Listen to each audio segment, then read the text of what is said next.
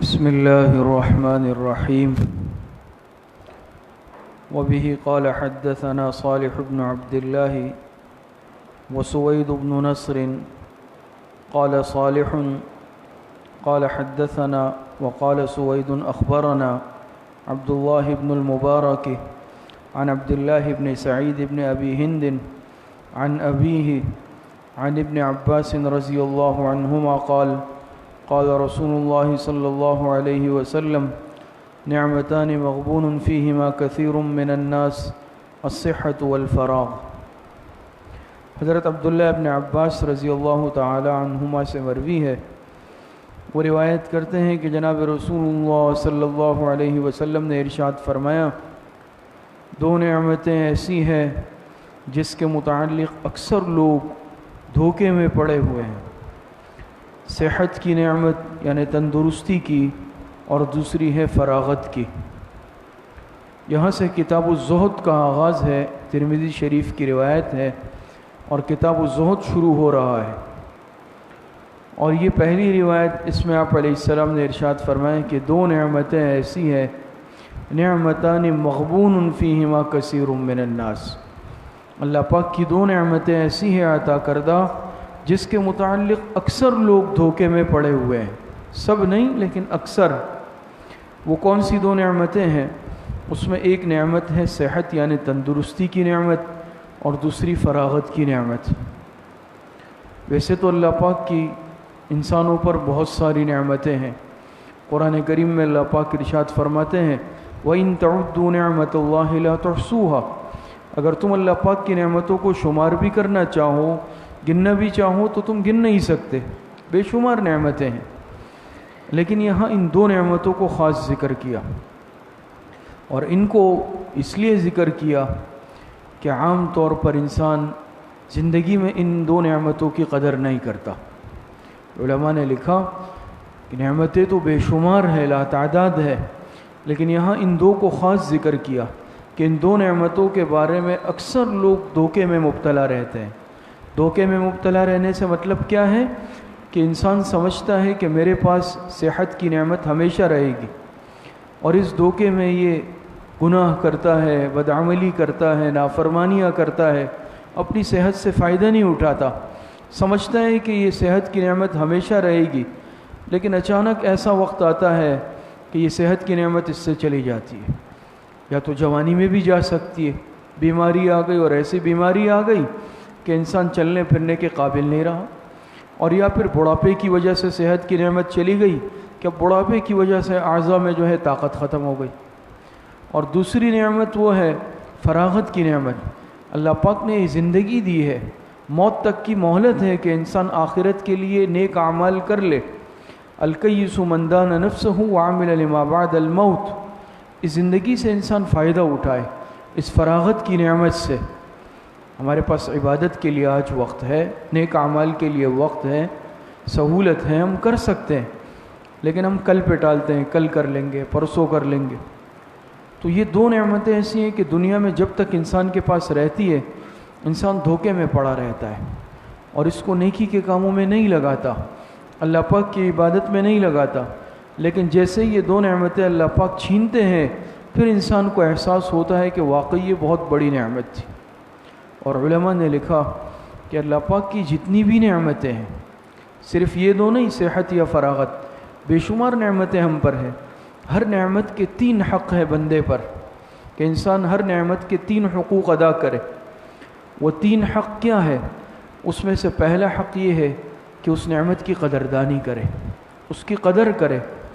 دوسرا حق یہ ہے کہ اس نعمت پر اللہ پاک کا شکر ادا کرے، اور تیسرا حق یہ ہے کہ اس کو اللہ کے رضا والی کاموں میں استعمال کرے، گناہ کے کام میں استعمال نہ کرے۔ ہر نعمت کے تین حق بندے پہ لازم ہے، کوئی بھی نعمت ہے، صحت کی نعمت ہے، دولت کی نعمت ہے، عزت کی، شہرت کی نعمت ہے، اور بے شمار نعمتیں اللہ پاک کی، جسم ہے، صحت تندرستی ہے، تو قدر، شکر اور اس کو نیکی کے کام میں استعمال کرنا، یہ تین حق ہیں۔ ان دو کو یہاں خاص طور پر ذکر کیا، فرمایا کہ نعمتان مغبون فیہما کثیر من الناس، ایک صحت یعنی تندرستی کی نعمت اور دوسری فراغت کی نعمت۔ اور واقعی اگر دیکھا جائے یہ بہت بڑی نعمتیں ہیں انسان کے پاس، لیکن ہم اس کی قدر نہیں کرتے جب تک کہ ہمارے پاس رہتی ہے۔ کہ دیکھیں اللہ پاک نے صحت دی ہے، آنکھیں سلامت ہیں ہم دیکھ رہے ہیں، کان سلامت ہیں ہم سن رہے ہیں، زبان سلامت ہے ہم بول رہے ہیں، ہاتھ پیر سلامت ہے ہم دوسروں کے محتاج نہیں ہیں۔ آپ آنکھوں کی بینائی کی قدر اس سے پوچھ لیں جس کے پاس نہیں ہے، یا خدا نہ خواستہ چلی جائے۔ پھر دیکھیں نا، اگر صرف یہ بینائی بھی کمزور ہونے لگے، پھر اس کے لیے کیا ہے بھئی اب چشمے لگاؤ، اتنے نمبر کا لگ گیا، اتنے نمبر کا لگ گیا، آپریشن کراؤ، لیزر آپریشن کراؤ، سرجری کراؤ، یہ کراؤ، لاکھوں روپے خرچ ہوتے ہیں۔ آج کل تو اس کے آپریشن وغیرہ ہوتے ہیں 1.5 لاکھ روپے میں ایک آنکھ کا آپریشن ہے، لیکن قدرتی طور پر جو اللہ پاک نے نعمت دی ہے وہ واپس نہیں آتی، وہ بات نہیں ہوگی، آپ لاکھوں روپے خرچ کر لیں۔ اسی طریقے سے کانوں کی سنوائی ہے، پھر اس کے لیے مشینیں ہیں، آلات ہیں، وہ بات کبھی نہیں ہوتی جو اللہ پاک نے قدرتی طور پر رکھی ہے۔ اسی طریقے سے آپ جس عضو یا اپنے پورے جسم کی صحت کو دیکھ لیں، یہ دانت اللہ پاک نے دیے ہیں نا، ہم اس کی قدر کرتے ہیں، لیکن ایک دانت نکال دیا اس کی جگہ پھر متبادل انسان لگاتا ہے، کبھی بھی وہ بات نہیں ہوتی۔ لاکھوں روپے کے اگر دانت بھی لگائے مصنوعی، کتنے قیمتی مہنگے ہوں، لیکن وہ بات کبھی نہیں آ سکتی جو اللہ پاک نے قدرتی دانت دیے ہیں، اس میں جو طاقت اور بات ہے۔ تو انسان ہر چیز پر اگر غور کر لے، اور اللہ پاک نے سب نعمتیں مفت میں دی، جب یہ نعمت چھن جاتی ہے پھر تو ہم ڈاکٹروں کو، اسپتالوں کے چکر لگاتے ہیں اور لاکھوں روپے بلا مبالغہ کروڑوں روپے بھی خرچ کرتے ہیں، لیکن جو مصنوعی چیز ہم حاصل کر لیتے ہیں وہ بات اس کی کبھی بھی نہیں ہوتی۔ جسم کے اندر یہ اعضاء کام کر رہے ہیں، آج ہمیں اس کی قدر کہاں ہے کہ گردے سلامت ہے، دل سلامت ہے، دوسرے اعضاء سلامت ہیں، دل میں خرابی آ گئی، بھئی کیا ہوا، لاکھوں روپے کروڑوں روپے تو خرچ ہوں گے، بیٹری لگائی، پیس میکر لگایا، وال بندے، انجیوگرافی، فلاں فلاں، گردوں میں ڈائلوسز ہو رہے ہیں، کتنے مسائل اور بیماریاں ہیں آج۔ تو ہم اس صحت کی قدر کرتے ہیں؟ ہم نے اس صحت کی کیا قدر کی؟ جب تک ہوتی ہے تو ہم اس کو استعمال کرتے ہیں، بے دردی سے استعمال کرتے ہیں، اللہ پاک کی نافرمانی میں ہم اپنی صحت استعمال کرتے ہیں، لیکن جب یہ صحت چھن جاتی ہے تو پھر اس کی قدر انسان کو آتی ہے۔ اور ایک ایک نعمت اگر انسان دیکھ لیں، حضرت تھانوی رحمۃ اللہ علیہ نے واقعہ لکھا، پہلے بھی کئی مرتبہ ذکر کی، ہم یہ جو دن رات اللہ پاک کی نعمتیں کھاتے ہیں، ہم الحمدللہ کہتے ہیں یا شکر ادا کرتے ہیں؟ حضرت مفتی محمد شفیع صاحب رحمۃ اللہ علیہ نے لکھا کہ یہ جو دعا ہے، الحمدللہ الذی اطعمنی ھذا ورزقنیہ من حول غیر منی ولا قوہ، علمی نکتہ ہے کہ اس میں اطعمنی اور رزقنی دونوں الفاظ آئے ہیں، دونوں، اور ظاہر سے دیکھا جائے تو ہم کہیں گے بھئی یہ تو ایک ہی ہے، اطعام اور رزق، لیکن حضرت مفتی صاحب رحمۃ اللہ علیہ فرماتے ہیں کہ دو الگ الگ نعمتیں ہیں۔ یہ الفاظ دوبارہ اس لیے آئے کہ دونوں الگ نعمتیں ہیں، رزق اور اطعام۔ ایک ہے رزق کا مل جانا، روزی کا عزت سے مل جانا، حلال رزق کا میسر ہو جانا، یہ بھی نعمت ہے نا، کسی سے مانگنا نہیں پڑا، کسی کے آگے ہاتھ پھیلانا نہیں پڑا، حرام نہیں کمانا پڑا، حلال کا رزق کمایا اپنی محنت سے، اور پھر جب کھانے بیٹھے عافیت کے ساتھ وہ کھا کے جسم میں ہضم ہو گیا۔ یہ دو الگ الگ نعمتیں ہیں۔ اگر رزق نہیں ہے حلال کا، حرام کا ہے، بہت ہے، لیکن حرام کا ہے تو آخرت میں جہنم ہے، کسی سے مانگ کر یا عزت کے ساتھ نہیں ہے، خدا نخواستہ بے عزتی کے ساتھ ہے تو وہ بھی بیکار ہے۔ یا اگر رزق تو مل رہا ہے لیکن جسم میں، معدے میں ایسا مرض اور خرابی آ گئی کہ انسان کچھ کھا ہی نہیں سکتا۔ ایک نواب صاحب کا واقعہ لکھا حضرت تھانوی رحمۃ اللہ علیہ نے، ہندوستان میں ایک بڑے نواب تھے، اور نواب بھی ظاہری بات ہے وہاں کے، پھر اس زمانے کے جو نواب ہوتے ہیں بڑے بڑے رؤسا، آج کل کے ارب پتی ان کے سامنے کوئی حیثیت نہیں رکھتے، لیکن ان کو ایسا مرض لاحق تھا کہ وہ کچھ کھا پی نہیں سکتے تھے، تو ڈاکٹروں نے ان کے لیے تجویز کیا کہ کھانے میں وہ کیا کرتے ہیں کہ یہ قیمہ جو ہے یہ ابالتے، گوشت کا قیمہ، اور ابال کر پھر ایک کپڑے میں چھان کر اس کا جو شوربہ ہے اس کے قطرے حلق میں ٹپکاتے تھے، یہ ان کی غذا تھی کل، اور مال دولت اتنی کہ کوئی یعنی تصور نہیں ہے، شمار نہیں ہے، لیکن چند قطرے شوربے کے یہ ان کی غذا تھی۔ آج اب دیکھیں، شکر ادا کریں، جس چیز کو دل چاہتا ہے کھا تو سکتے ہیں نا۔ یہ صحت کی نعمت بڑی نعمت نہیں ہے؟ فرمایا الصحت والفراغ، اس میں انسان دھوکے میں پڑا ہوا ہے، اور ہم یہ سمجھتے ہیں کہ صحت کی نعمت ہمارے پاس ہمیشہ رہے گی. جب تک رہتی ہے تو انسان بڑے طاقت میں نشے میں گھومتا ہے، دندناتا ہوا پھرتا ہے، اور اپنی اسی صحت کو، تندرستی کو ظلم میں، جبر میں، غلط کاموں میں، اللہ پاک کی نافرمانی میں بھی استعمال کرتا ہے. لیکن یہ صحت کی نعمت خدا نخواستہ اگر غلط استعمال کی گئی، اس کی قدردانی نہیں کی گئی، تو یاد رکھے کہ پھر آخرت میں پچھتاوا ہے.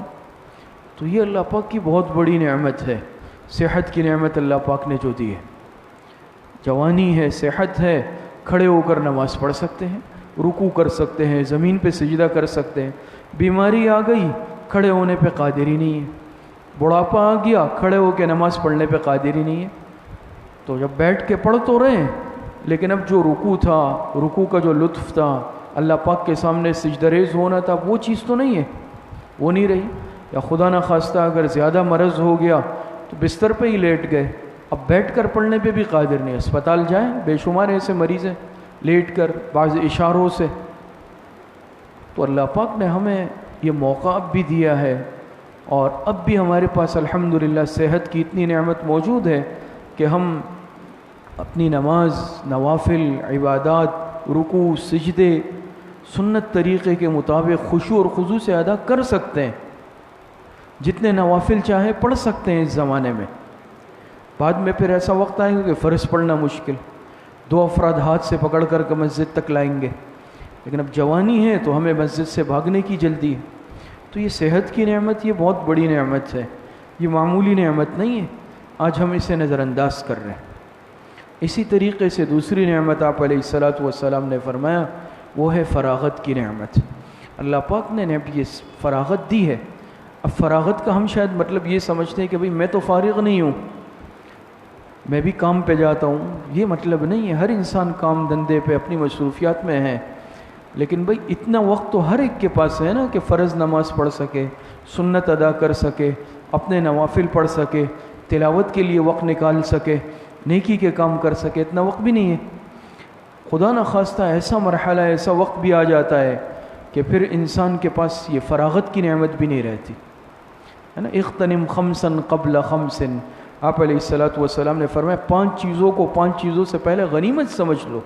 اس میں 2 چیزیں بھی ہیں، وفراغک قبل شغلک، یہ بھی ہے کہ فراغت کو اپنی مشغولیت سے پہلے اور زندگی کو موت سے پہلے. تو اللہ پاک نے اتنا وقت تو دیا ہے، لیکن خدا نخواستہ ایسا بھی ہو جاتا ہے جیسے ابھی میں نے عرض کیا کہ ایسی بیماری، مرض آ گیا کہ اب صبح اسپتال، شام اسپتال. اچانک حادثہ آ گیا اور اب انسان کے پاس جو ہے عبادات کے لیے کوئی وقت نہیں ہے. ایسا ہے نا جب مرض آتا ہے، بھئی کیا ہے، بھئی مجھے صبح بھی اسپتال جا کے چیک اپ کرانا ہے، شام کو ڈاکٹر نے پھر بلایا ہے. خدا نخواستہ گردے خراب ہو گئے، ہفتے میں 3 دن 4 دن 5 دن 6 دن ڈائلوسس ہے، آدھا دن تو اسپتال میں گزر گیا. تو اللہ پاک نے دیکھے کتنی نعمت دی. مسجد میں آ گئے، نماز پڑھ سکتے ہیں، نوافل جتنے چاہیں پڑھ سکتے ہیں، یہاں بیٹھ کر تلاوت، گھر پر بیٹھ کر تلاوت کتنی کر سکتے ہیں. لیکن یہ جوانی کا زمانہ، یہ صحت کا زمانہ، اس میں عام طور پر انسان غفلت میں رہتا ہے، اور یہ انسان غفلت میں گزارتا ہے. اور علماء نے لکھا بعض مرتبہ دیکھیے شیطان بہت انسان کو فریب میں مبتلا کرتا ہے. شیطان یہ نہیں کہے گا آپ کو کہ بھئی آپ جو ہے یہ نیکی کا کام مت کرو، یہ نہیں کہے گا. وہ کہے گا کر لو، لیکن آج چھوڑ دو، کل کر لو. بات سمجھ میں آ رہی ہے؟ علماء نے بڑا عجیب نکتہ لکھا. بعض مرتبہ ہم کہتے ہیں نا کہ بھئی شیطان نے تو مجھے نہیں روکا. وہ آپ کو نہیں اس طرح نہیں کہے گا کہ آپ جو ہے نیکی کا کام مت کرو. نیکی کا داعیہ دل میں جب پیدا ہو جائے نا، کوئی بھی نیکی ہے، علماء نے لکھا کہ فوراً اس کو کر ڈالو، کل پر مت ڈالو. حضرت ڈاکٹر عبدالحی عارفی رحمۃ اللہ علیہ فرماتے تھے کہ نیکی کا داعیہ دل میں پیدا ہونا یہ ایک مہمان ہے. نیکی کا، اس کو صوفیہ کی اصطلاح میں وارد کہتے ہیں. وارد، دل میں آج میرے بڑے جذبات ہے کہ بھئی میں نوافل پڑھ لوں، آ رہے، لیکن میں نے کہا چلو کل پڑھ لوں گا، ہو سکتا ہے کل یہ کیفیت نہ ہو. دل میں آ رہا ہے کہ بھئی آج جو ہے میں غربا کے ساتھ، مساکین کے ساتھ تعاون کر لوں، یا کوئی ضرورت مند آیا میرے دل میں آج جذبات ہے کہ میں تعاون کر لوں، میں نے کہا چلو کل کر لوں گا، ہو سکتا ہے کل یہ جذبات نہیں ہو، کل میں منع ہی کر دوں۔ انسان کی کیفیت بدلتی رہتی ہے۔ تو علماء نے لکھا کہ جیسے ہی دل میں نیکی کا داعیہ ہو فوراً اس پر عمل کر لو۔ اور ایک عجیب بات حضرت ڈاکٹر عبدالحی عارفی رحمۃ اللہ علیہ نے لکھی، فرماتے ہیں کہ یہ نیکی کا جذبہ دل میں آنا یہ مہمان ہے، اور یہ بڑا غیرت مند مہمان ہے۔ کیا مطلب؟ یہ بڑا غیرت والا مہمان ہے۔ غیرت والا مہمان کا مطلب یہ ہے دنیا میں بھی اگر کوئی غیرت مند انسان کسی کا مہمان بنے اور وہ اگر عزت افزائی تھوڑی بہت بھی کر لے، اکرام کر لے، تو وہ پھر تعلق رکھتا ہے، جاتا ہے۔ لیکن اگر میزبان نے مہمان کی اہانت کی، بے عزتی کی، یا ویسے ہی واپس کیا، وہ غیرت مند کبھی نہیں جائے گا۔ تو نیکی کا یہ داعیہ اگر دل میں آیا، اس کا اکرام یہ ہے کہ آپ نے اس پر عمل کیا کسی بھی درجے میں، تو یہ داعیہ دوبارہ بھی آئے گا، نیکی کا جذبہ آئے گا بار بار۔ لیکن اگر میں نے کہا نہیں چھوڑ دو، میں عمل نہیں کر رہا، میں نے چھوڑ دیا، پھر دوبارہ یہ جذبات نہیں آئیں گے۔ بات سمجھ میں آ رہی ہے؟ تو اسی لیے ہم بعض مرتبہ کیا ہے بھئی، شیطان کہے گا کوئی بات نہیں، اب یہ گناہ کا مثال کے طور پر اس پر تمہید عرض کر رہا تھا، کوئی گناہ انسان کر رہا ہے خدا نخواستہ، تو شیطان آپ کو یہ نہیں کہے گا کہ بھئی یہ گناہ چھوڑ، جو ہے گناہ کر لو، کہ آج کر لو اور کل چھوڑ دینا۔ اب توبے کا دل میں آ رہا ہے کہ توبہ کر لو، توبہ کر لو، شیطان اس سے نہیں روکے گا۔ وہ کیا کہے گا؟ آج کر لو، کل توبہ کر لینا۔ کل آئے گی وہ کہے گا پرسوں توبہ کر لینا۔ بات سمجھ میں آ رہی ہے؟ تو علماء نے لکھا کہ اس طرح توبے کی امید پر گناہ کرنا یہ بہت خطرناک بات ہے۔ توبے کی امید پر گناہ کرنا یہ بہت خطرناک بات ہے۔ اور عجیب واقعہ حضرت مفتی اعظم حضرت مفتی محمد شفیع صاحب رحمۃ اللہ علیہ نے لکھا، فرماتے ہیں اس کی مثال ایسی ہے کہ کسی کے پاس اگر کوئی دم ہے زہر وغیرہ کا، کسی زہریلے جانور کا، اور وہ اس امید پر اپنے آپ کو ڈنک لگوا دے کہ چلے کوئی کاٹنے دو، میرے پاس اس کا دم موجود ہے۔ اور اپنا واقعہ لکھا ہے حضرت مفتی صاحب نے، فرماتے رہے جب میں دیوبند میں تھا ہندوستان میں، یہ حضرات ہے بھی اصلاً دیوبند کے، تو دیوبند کا قصبہ ہے، فرمایا کہ مجھے کہیں سے یہ بچھو کے ڈنک کی دم کی اجازت ملی تھی، اس کی اجازت ہوتی ہے، اور وہ اتنی مجرب تھی کہ بیسیوں لوگ میرے پاس آتے تھے جس کو بچھو نے ڈنک مارا، میں دم کرتا تھا فوراً زہر زائل ہو جاتا تھا، زہر کا اثر ختم ہو جاتا تھا، اتنا مجرب تھا۔ تو پورے قصبے میں مشہور ہو گیا تھا کہ بھئی ان کے پاس جو ہے یہ دم ہے۔ پر میں ایک مرتبہ کا واقعہ ہے، گھر میں رات کے وقت چونکہ عام بجلی نہیں تھی تو لالٹین کی روشنی میں حضرت مفتی صاحب کچھ لکھ رہے تھے، اپنا کام کر رہے تھے، علمی کام۔ فرماتے ہیں کہ والدہ صاحبہ کو باہر اسٹور تھا، اس سے کوئی چیز اٹھانے کی ضرورت پیش آئی، لیکن اندھیرا تھا، عام تو لائٹ نہیں ہوتی تھی اس زمانے میں۔ تو والدہ صاحبہ آئی اور کہا کہ مجھے باہر اسٹور سے کوئی چیز اٹھانی ہے، تو یہ لالٹین اگر میں لے جاؤں، تو میں نے عرض، چونکہ میں ایک علمی کام میں مصروف تھا تو دل میں مجھے عجیب سا لگا کہ میرے کام میں تعطل آئے گا۔ میں نے عرض کیا والدہ سے کہ آپ چلی جائیں، کوئی مسئلہ نہیں ہے، وہ چیز اٹھا لیں۔ تو انہوں نے کہا کہ بھائی وہاں بچھو وغیرہ ہوتے ہیں، ایسا نہ ہو کہ ڈنک مار دیں۔ تو فرماتے ہیں میری زبان سے ایک جملہ نکلا کہ اگر ڈنک مار دے تو ہمارا کیا بگڑے گا، اور یہ اس وجہ سے کہا کہ میرے پاس وہ دم تھا نا، دم تھا، تو میرے زبان سے بے ساختہ یہ کلمہ نکلا، جملہ، کہ اگر مار دیا تو کوئی بات نہیں ہے، ہمارا کیا بگڑے گا۔ خیر والدہ صاحبہ گئی اور اتفاق سے ایسا ہوا کہ جیسے ہی وہاں دروازہ کھولا تو کسی بچھو نے کاٹ لیا پیر پر۔ تو والدہ صاحبہ آئی اور کہا اس طرح واقعہ ہوا، بچھو نے کاٹ لیا، میرے پاس تو وہ دم تھا، لوگ آتے تھے بڑی تعداد میں نے وہ دم شروع کیا، اس نے کوئی اثر نہیں کیا، بار بار پڑھتا رہا اور جیسے ہر طریقے سے، لیکن اللہ کا کرنا۔ اس سے پہلے فرماتے ہیں کہ بیسیوں سینکڑوں لوگ آ کے مجھ سے دم کرا چکے تھے اور بہت مجرب تھا، لیکن اس وقت جب میں دم کرنے لگا وہ زہر نہیں اتر رہا تھا۔ خیر بہرحال اس واقعے سے عبرت کے طور پہ مفتی صاحب نے لکھا مجھے 3 باتیں سمجھ میں آئی، 3 باتیں۔ ایک یہ کہ کبھی انسان کوئی بڑا بول زبان سے نہیں نکالے۔ حضرت مفتی صاحب بڑے انسان تھے، بہت بڑے، لیکن فرماتے ہیں کہ کوئی بڑا بول زبان سے نہیں نکالنا چاہیے انسان کو، بعض مرتبہ اس پر اللہ پاک ناراض ہو جاتے ہیں۔ دوسرا فرمایا کہ ہر کام میں تاثیر اللہ پاک کے حکم سے ہوتی ہے، اللہ پاک نہیں چاہے تو وہ چیز اثر نہیں کرے گی۔ لیکن اب یہ دم اس کے لیے تھا اور مجرب تھا، آزمایا ہوا تھا، بہت سارے لوگ آتے تھے اور میں دم کرتا تھا لیکن اس وقت کام نہیں کیا، کیوں؟ اللہ پاک کا حکم نہیں تھا۔ تو ہر چیز میں تاثیر صرف اللہ پاک کے حکم سے ہوتی ہے، اس کے بغیر نہیں ہو سکتی۔ اور تیسری بات جو اصل اس موضوع سے متعلق ہے، تیسری بات یہ فرمایا کہ کبھی بھی انسان توبے کی امید پر گناہ نہ کرے، جس طرح انسان اپنے دم پر اعتماد کرتے ہوئے ڈنک نہ لگوائے۔ اسی طرح کہ کوئی یہ سمجھتا ہے کہ میرے پاس زہر کا، سانپ کے یا بچھو کے زہر کا ایسا مجرب دم ہے، کچھ نہیں ہوگا، چلو اگر سانپ آ رہا ہے تو ڈسنے دو، بچھو آ رہا ہے تو کاٹنے دو، میرے پاس تو موجود ہے۔ تو کبھی بھی انسان یہ غلطی نہیں کرے، قصداً اتفاق سے کاٹ لے وہ الگ بات ہے، لیکن آزمائیں نہیں۔ تو یہ تین باتیں فرماتے ہیں کہ مجھے اس واقعے سے سمجھ میں آئے۔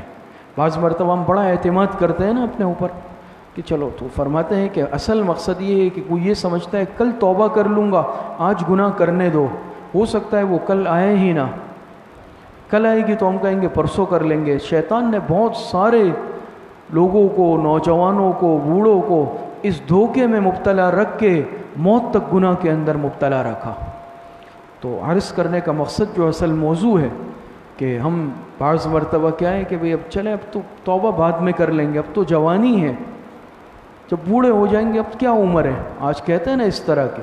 اور بعض مرتبہ جو ہے افسوس کے ساتھ کہ بڑے بھی، سرپرست بھی، وہ بھی کہتے ہیں کوئی بات نہیں، بچہ تو ہے، ابھی کیا عمر ہے اس کی، ابھی کیا عمر ہے، تو اور زیادہ شہ مل جاتی ہے۔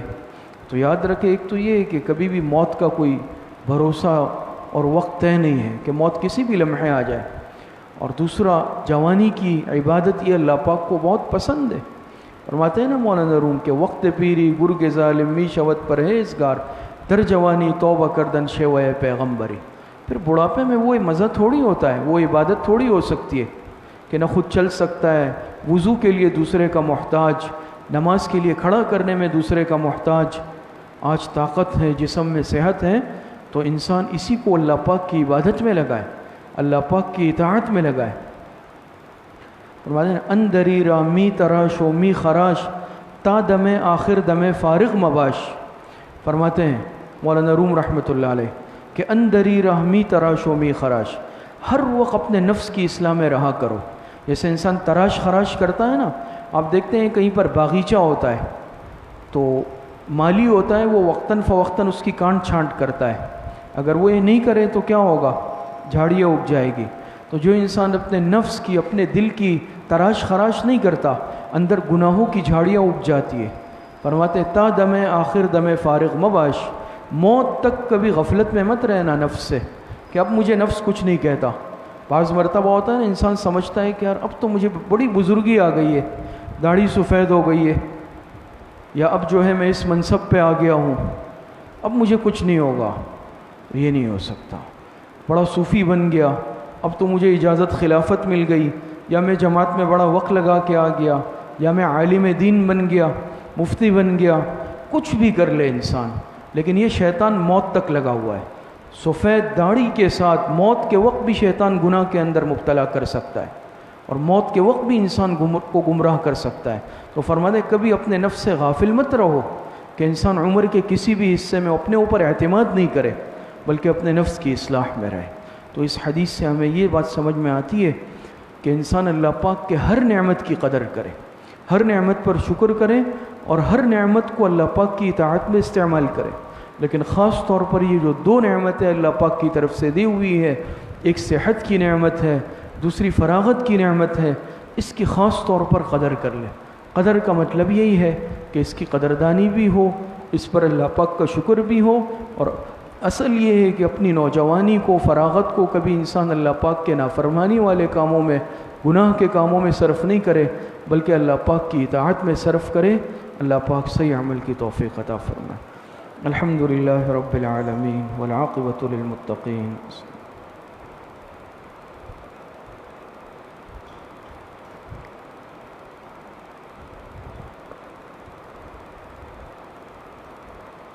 وصلی اللہ وسلم علی نبینا محمد وآلہ واصحابہ اجمعین برحمتک.